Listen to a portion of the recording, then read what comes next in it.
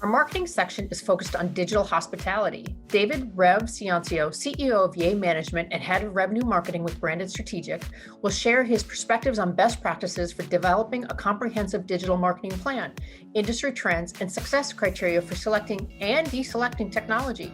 Rev, I'm excited about our discussion today. Welcome. Let's get started. So why don't you just I'll turn it over to you for a few minutes to tell a little bit about yourself and just jump into the conversation. Sure, Kelly, I'm super honored to be here. Thank you for asking. Anytime I get to talk to people that are more experienced and smarter than me, I know I'm going to learn something great. So thank you for having me. My name is Rev Ciancio. I'm a hospitality marketing tech consultant and evangelist, and I help both restaurants to acquire and retain more customers and hospitality tech companies to acquire and retain those restaurants as customers. So I love restaurants, I love dining, and I've aligned my entire career in trying to make sure that the guest experience is more fun and more enjoyable. So, somebody asked me why I got into helping restaurants with marketing is like, well, I want to have a better dining experience. Yeah. So that's really my motivation.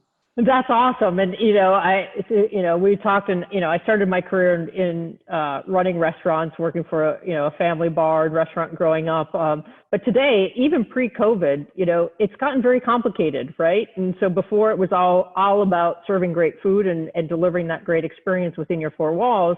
And then the emergence of kind of third party, biggest buzzword out there, omni-channel, social media, all these different kind of aspects. Running a restaurant was hard enough before that. And now you have all these other things to worry about. And so it's just exponentially in this new norm that we really haven't defined yet, that everything's changing. And so my question is, what advice can you start with of how helping restaurants as they're coming up through reopening in this kind of new world to be successful? And what are some of those best practices that they can use? And I have so many pieces of advice. Other than put cheese underneath the burger to protect bun integrity. That's important. Yeah. But my other piece of advice is restaurants, I think you kind of just nailed this. Like traditionally it's been a business of like, oh, I've opened the doors and I have great food and word of mouth and yay. Mm-hmm. And that is not how it works, right?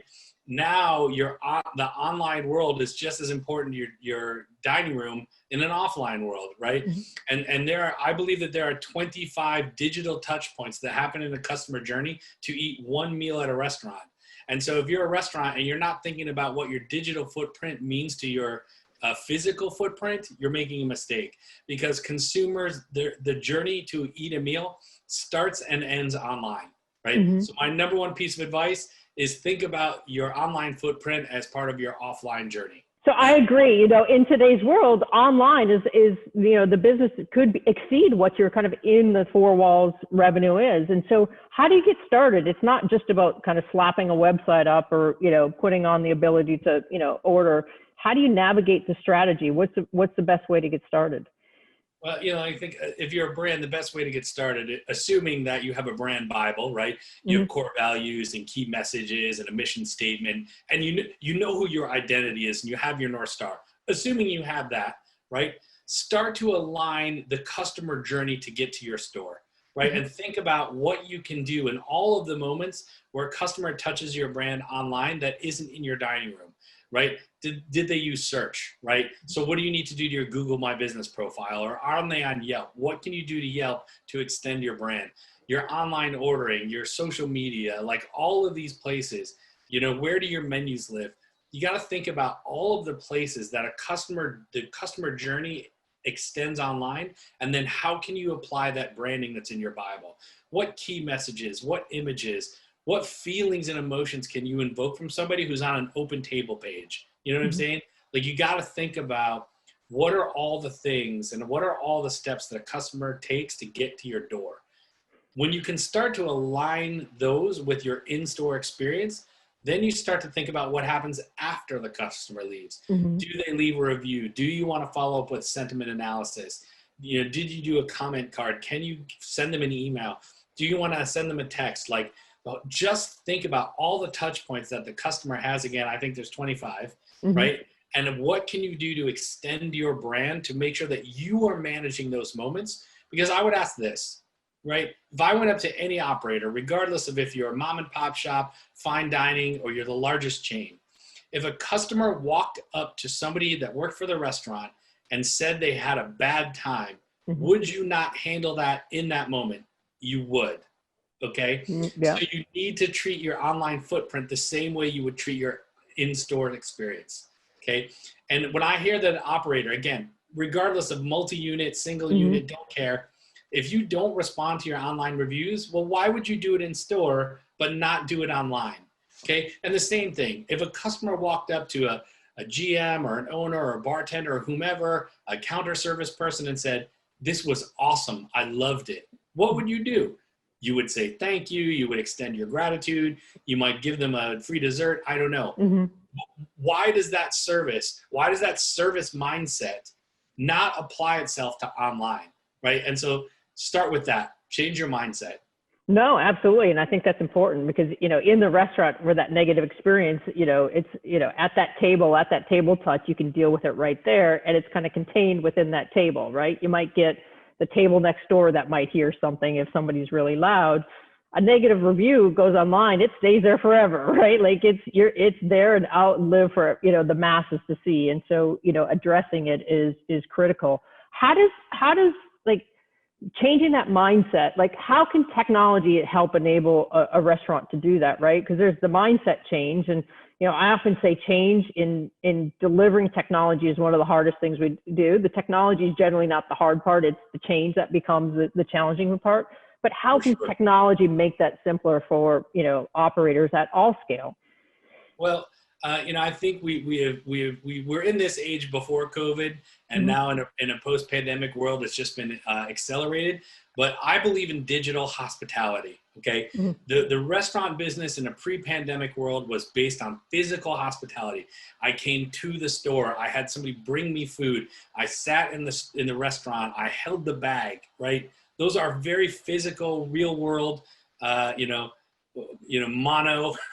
type of experiences. Well, every single person on the planet has a phone, right? Yep. Every single person on the planet has Instagram and Yelp and blah, blah, and we live online, right? We live online.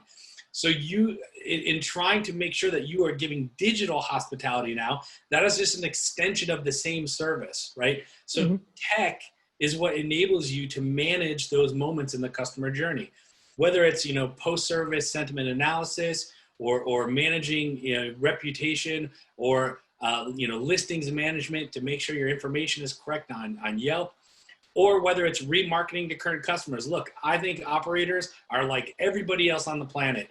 Nobody likes doing sales, right? Yeah. That's why restaurant operators are bad at it, because nobody wants to make a cold call. I get it, right? So that's fine. There's tech that can help you, but you know what? Everybody likes customer service. Everybody likes pleasing customers. So tech enables you to give customer service on somebody's phone, in somebody's email, right? On somebody's billboard. All tech does is enable better hospitality, right? And so that's why I keep going to the word digital hospitality. That's what tech does. It allows you to extend the same service in store to online. And and I think the big thing is tech doesn't replace hospitality. And I think the key word that you said, it enables it, right? Because you still have to provide that service, and you have to listen across all channels.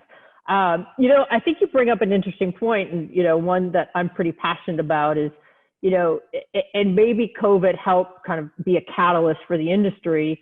Notoriously, when you look at kind of the, kind of adopters of technology across, different verticals, restaurants tend to be the laggards, right? And you can kind of then say within the restaurant space, different types of restaurants tended to be, segments tended to be the laggards.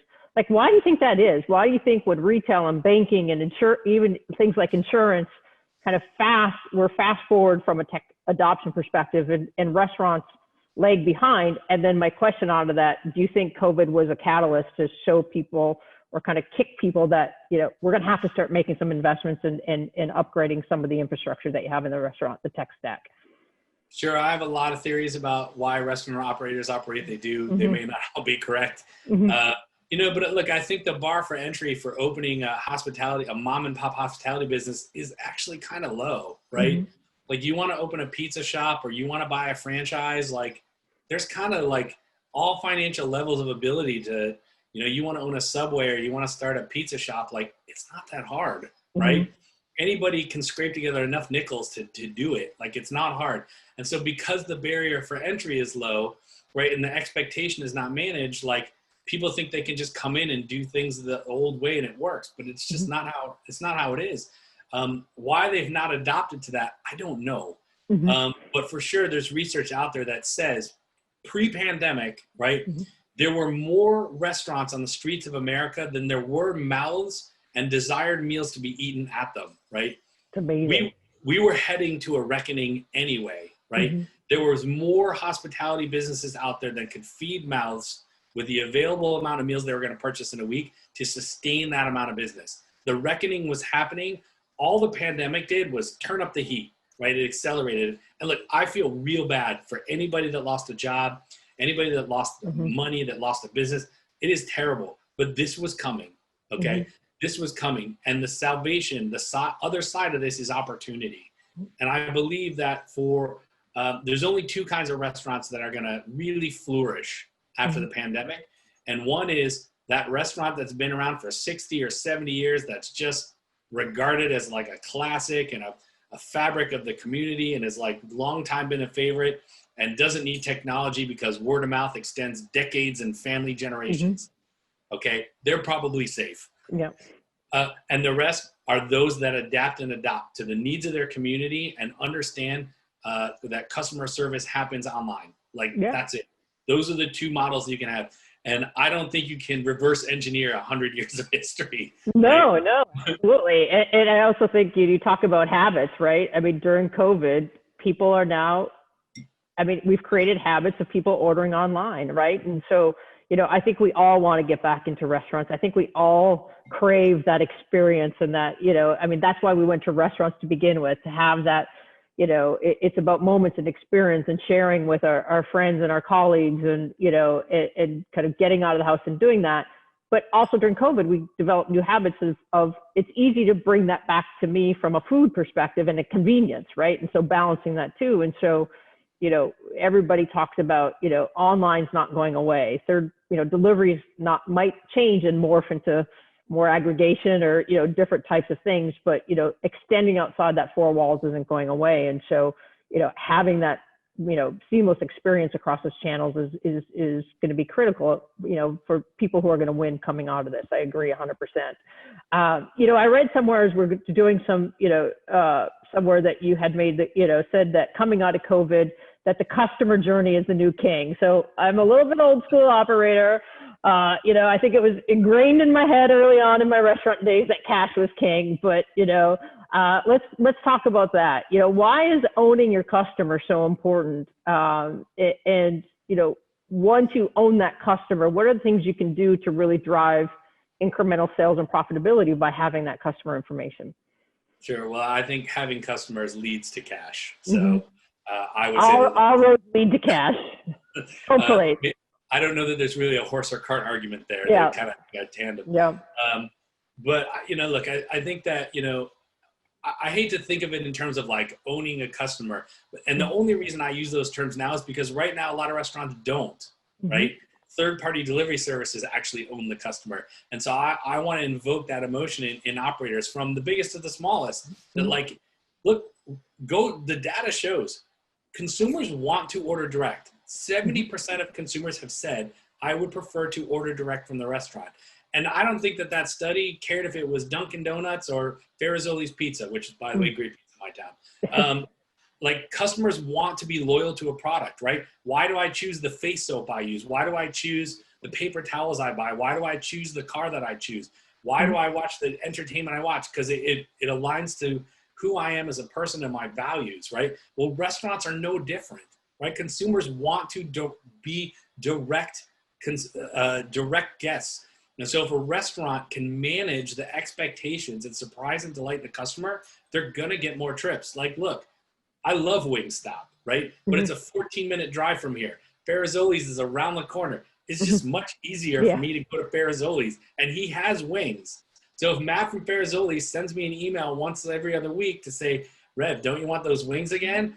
It's more likely that I'm going to go there than Wingstop. And I love Wingstop, but convenience and the top of mind awareness would get me to go back. You know what I mean?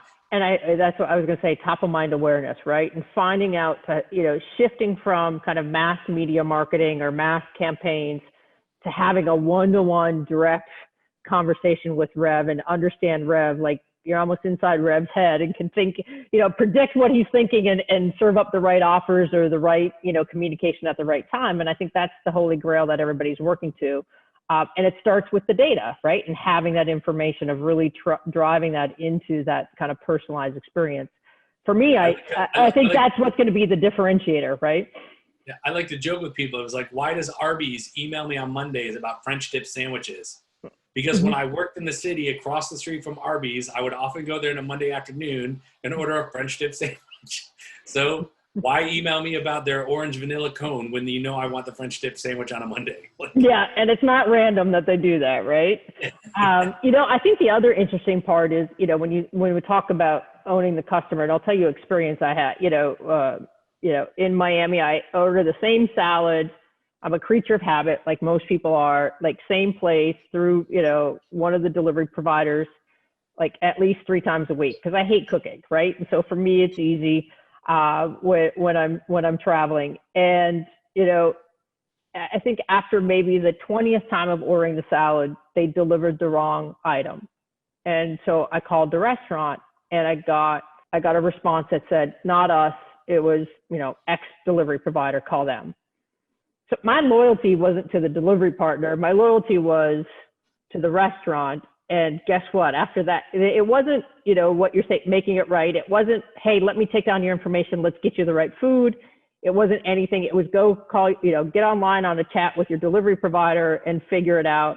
And guess what? I never ordered the salad again, because for me, I felt like they broke my trust, right? And they broke my loyalty. And so I think just building that connection with your customer is really important.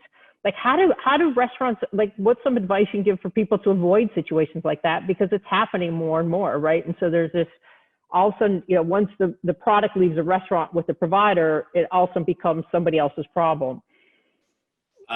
So I recommend that people have, especially in a delivery scenario where it's likely that you might have customer contact information, is to do the digital table touch, right? 30 minutes after the food is delivered, use technology to send them SMS or an email and say, how did we do? Because you would do that if I was in the store, right? You would come to my table, or even if I was at a fast casual and I walked out, you might have somebody on the way out, be like, hope you had a nice time. Like, technology can enable the same type of table touch, right? And so ask people, and I found, and you know this because you've talked to the same tech people I have, but like, how many times have you or anybody else received a delivery and like the soda was knocked over, the French fries were cold, the ranch sauce was missing, the steak was overcooked, whatever, and you don't do anything about it. You don't go to Yelp, you don't do anything, but it left a bad taste in your mouth and in your mind. And you're like, the next time you think about ordering from the restaurant, I'm like, I don't know. Last time, I can't order sodas from there today because I know it's going to knock over. So I guess maybe that, and like, you as an operator, again, doesn't matter the size, has no idea what's happening. But what if you could reach out to them and go, how was it? And they say, well, actually the soda was knocked over, the steak was undercooked, whatever. And you could say, you know what, I'm super sorry. Here's $5 off your next order. That was our bad. Or if it was like, hey, it was probably the driver and we work with Grubhub and we're sorry, but we're going to own that. Man, you just made me feel good, because if there was a problem in the store, you would have taken care of it. And my advice to owners is like, to all operators of all sizes, is figure out how to do the digital table touch after the order, because you will find more things go wrong than you think you do. They're easier to fix than you think they are. And it's way easier to build loyalty when you make somebody feel good. No, absolutely. I think people, first people just want to be heard, right? But I think you're right. People, I think now with some of the digital habits, they just don't say anything, right? And then they just have so many choices because they can go in the delivery provider, the marketplace, and order somebody else next time. So you will laugh. I live in a tiny little town, right? I'm 4 miles outside of Manhattan. Like, I'm right next to the behemoth. There are 18,000 people in my 3-mile town. It's tiny. We have 4 pizza places to feed 18,000 people, and 3 of them are on the same corner. Okay. If one of them screws up, me switching to another is not hard. Yeah, And exactly. and we have a Facebook group that everybody in my town chats on. And when something goes wrong with one of those 4 pizza places, everybody knows. Yeah. And it's so easy, and it's so easy to make it right? Like, I mean, that's the part. And so I think, again, I think it goes back to what you said in the beginning is how do we change people's mindset to not only to go to digital hospitality? I mean, I think that's well said. So I'm a small, medium, sized restaurant trying to get started on this, trying to really start to kind of build out my, customer database so I can start to do marketing and start to do all the, the things that we've talked about that are super critical in kind of this new world. Like, how do I get started? Like, and I guess it kind of comes down to basic questions of how do I get new customers? How do I keep customers? How do I continue to engage with customers, right? And then, so what does that journey look like? What's the best way to kind of set out in that direction? So I think there are 3 ways that all sizes of restaurants find new customers. And guess what? It's not social media, okay? Social media is bottom of the funnel, okay? People find restaurants through recommendations from friends and family, okay? From paid advertising and search. Okay, that is how and there's probably a little bit of like, I drove by it, but that's like, this much. Especially with people not driving much these days, right? Or walking or whatever. Yeah, walking, yeah. I think that the majority of people find new dining experiences through search, okay? And search isn't necessarily the first thing they do. Even if you say, Rev, and Kelly, I trust you. If I say, hey, I'm going to Austin, Texas next week, and you go, oh my God, Rev, you have to go to this barbecue spot. They're amazing, and check it out, and make sure you order the ribs and show up at 4 o'clock, and you give me all the information you need. What do I still do? I still go to Google, right? Because I might need directions, right? Or I might want to know if I get a reservation, or I might want to back up and see her, or I still go to Yelp, right? Or I still go to Facebook. So I still do a search function. Okay, so now you need to make sure that your information on all of those sites is up to date and accurate so that when I search best barbecue in Austin, or maybe I forgot the name and I was like, oh, what was that? Black's Barbecue, Austin? Like, Google needs to know. So to get started, I think restaurants need to manage their information everywhere online where consumers go to do discovery. Google, TripAdvisor, Yelp, Bing, Yahoo, Foursquare, any of those places. Because 2 out of 3 searches for restaurants are unbranded. What does that mean? It means that somebody is not Googling, I'm looking for a Carrabba's. They say, best Italian near me, or gluten-free pizza in this town, right? 2 out of 3 searches online are unbranded. People search for what they crave. That's me. So how do restaurants acquire people? You got to be managed in search. Okay, I would tell you that paid advertising absolutely works. I have a client that started a paid advertising campaign last week, and they're seeing 6.64 return on ad spend. Wow. For every dollar they spend, they get 7 back. Man, can you do that in Atlantic City? Because I'm going right now. Exactly. Like, why would you not do that? Yeah. And so I think, and then, you manage your search, paid advertising, and how do you do word of mouth? Well, that's great customer service, and it has to be online and offline. If you master those 3 things, that's it. If that's all you master, again, from McDonald's to Farizzoli's Kitchen, you master those 3 things, you will have a constant inbound flow of new customers. That's awesome. And you know what? I think it goes back to, we always used to talk about in restaurant operations, block and tackling, right? We got to figure out how to block and tackle in a virtual digital world, right? And so I think it's great advice. We talk about technology. I'm going to kind of swing back to technology with my passion about technology. Again, I talked about how change is generally the hardest part of implementing a new technology, any new technology within a restaurant. Old habits are hard to break.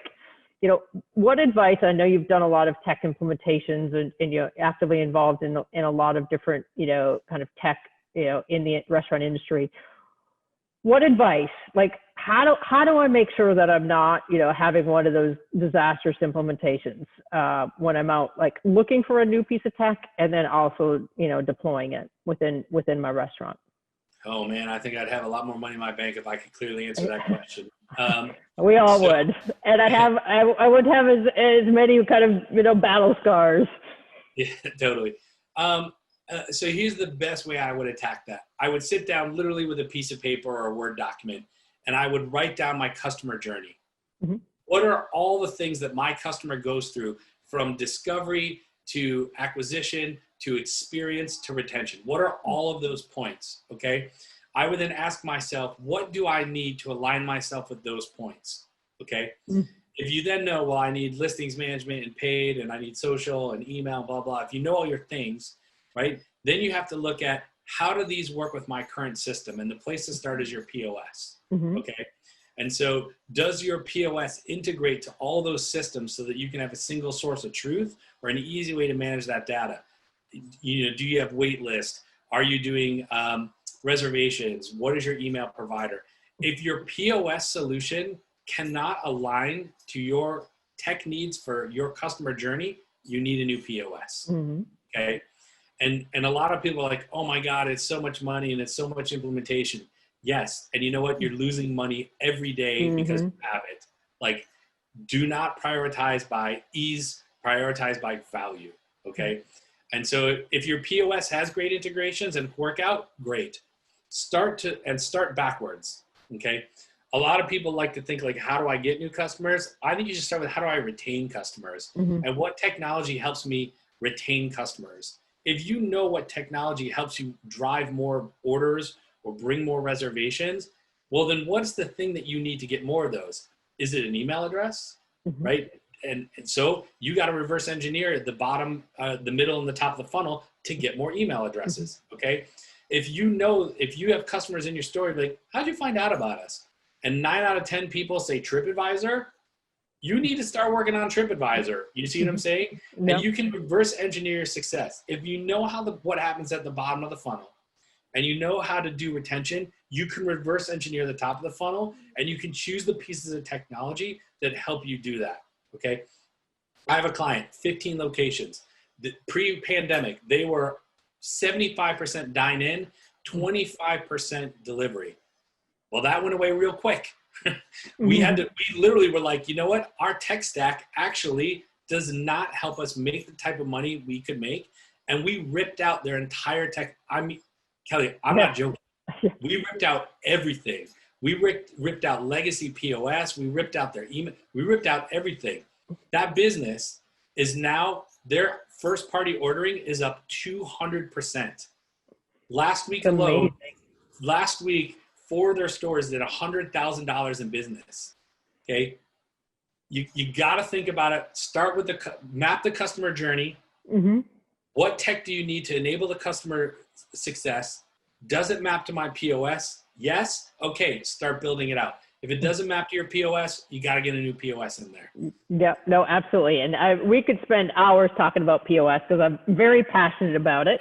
But I find it, it is. And, I tell people, and obviously from a, when you talk about the heart of the restaurant is always the people, right? And so that we'll put that out there that that's a given. But when we talk about the heart of the technology within the restaurant, it's the POS. And, POS is not necessarily the brains of the technology within the restaurant. I always look at it's the heart because it's pumping data in and out. And if it's hard to get data in and out, then your restaurant is not kind of thriving, right? And so I think, like you said, start with that POS. And for some reason, you tend to get operators that have this like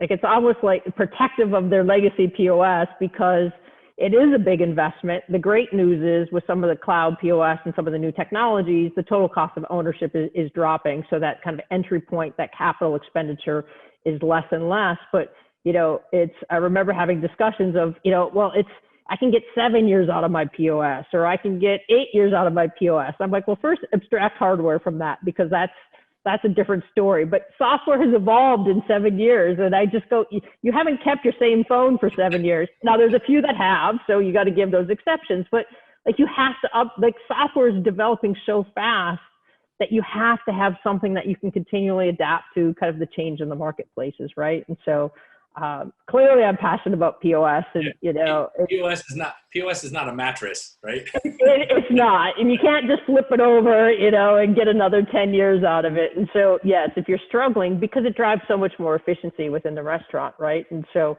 I mean, we've all experienced kind of tablet hell when, the third-party delivery just came up, and the pressure, the impact it has on the guest experience and the pressure on the crew or the staff is significant. Going back to let managers do what they do, deliver hospitality across whatever channel it is. You want to have a laugh? Yeah. I have a client that we're basically relaunching their entire concept, and we figured out how to do it without a POS. Oh.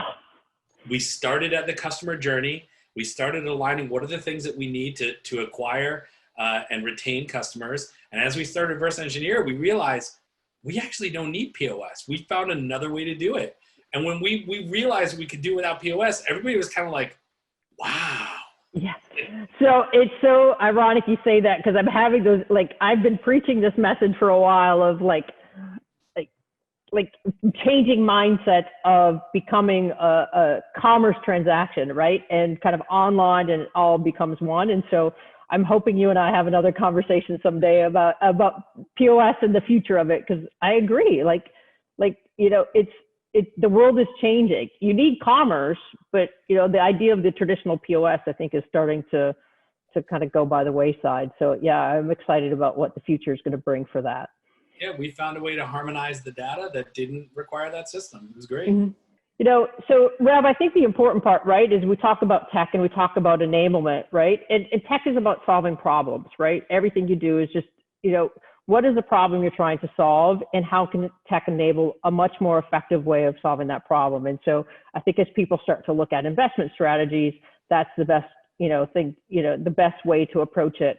My last question as we look at this, because tech is, the tech stack is so important, and with the changes in technology and why we're kind of putting this, resource together for operators, is showing that, we have to live in an environment where there's so much great technology for the restaurant, but not one person does it all. And so really important for all these providers to live, in a very harmonious way. Obviously there's competition, but integrations between platforms become so essential to take some of that burden off the restaurant. Are you starting to see that trend where people are starting to play nice in other people's sandboxes, to put it nicely? I think it's almost out of a necessity, right? Yeah, totally. And look, I want to level set before we go too deep in this. Mm-hmm. I love integration. I love more systems coming together. But you know what? When I get in my car, I go to the gas station because that's my provider. And when I need to get an oil check, I go to a different guy. And I use my phone for Waze. Like, there's no one system for everything. Okay, and it's okay to be like, if you can be that way in one part of your life, you can be that way in a part of your other life. I'm sure every operator would love one system for managing all this information.